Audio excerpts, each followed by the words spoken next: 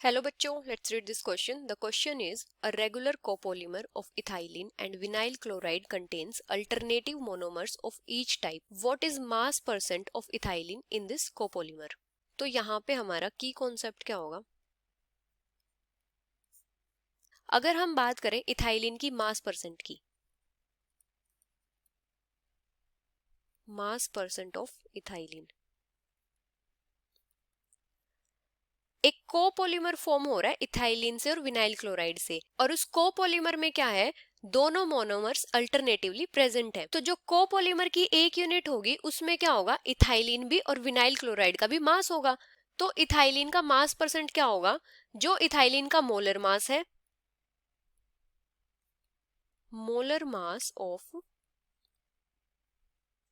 Ethylene divided by जो copolymer की unit है उसका molar mass, molar mass of copolymer unit into 100। जैसे अगर हम एग्जांपल लेते हैं, हमारे पास कोई मॉलिक्यूल फॉर्म हो रहा है ए और बी से, ये क्या फॉर्म हो रहा है, ए बी फॉर्म हो रहा है। तो इस मॉलिक्यूल में ए का मास परसेंट क्या होगा, ए का मोलर मास डिवाइडेड बाई जो मॉलिक्यूल का मोलर मास है ए बी इंटू 100, इस टाइप से। अभी यहाँ पे क्या हो रहा है, यहाँ पे इथाइलिन और विनाइल क्लोराइड से कोपॉलीमर फॉर्म हो रहा है। तो ये किस टाइप से फॉर्म होगा, जैसे हमारे पास n यूनिट्स है इथाइलिन की, इथाइलिन क्या होता है CH2 डबल बॉन्ड CH2, और हमारे पास n यूनिट्स हैं विनाइल क्लोराइड की, मतलब CH2 डबल बॉन्ड CHCl, और यहाँ पे कोपॉलीमर फॉर्म हो रहा है। अगर हम उसकी एक यूनिट देखते हैं तो किस टाइप से होगी,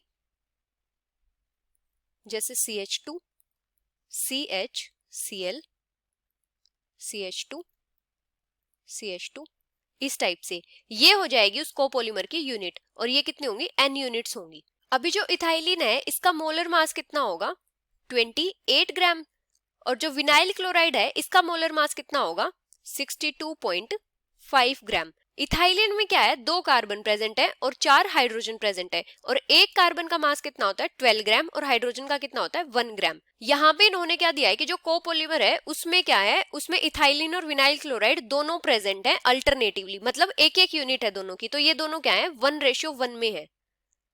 तो जो कोपॉलीमर है इसमें क्या है, एक तो विनाइल क्लोराइड है और एक इथाइलिन है। तो इस कोपॉलीमर की एक यूनिट का मास कितना हो जाएगा, इथाइलिन और विनाइल क्लोराइड के मासेस का सम, मास ऑफ कोपॉलीमर। ये कितना हो जाएगा, mass of ethylene plus mass of vinyl chloride. तो ये कितना हो जाएगा, 28 प्लस 62.5, ये हो जाएगा टोटल 90.5 ग्राम। अभी अगर हम इथाइलिन की मास परसेंट देखें तो कितना होगा, मास परसेंट ऑफ इथाइलिन,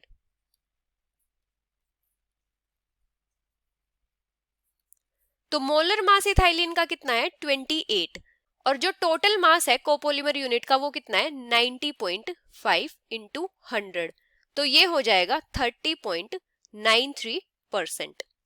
तो जो मास परसेंट होगा इथाइलिन का वो कितना होगा 30.93%। So this is the final answer. Hope you understood it well. Best of luck.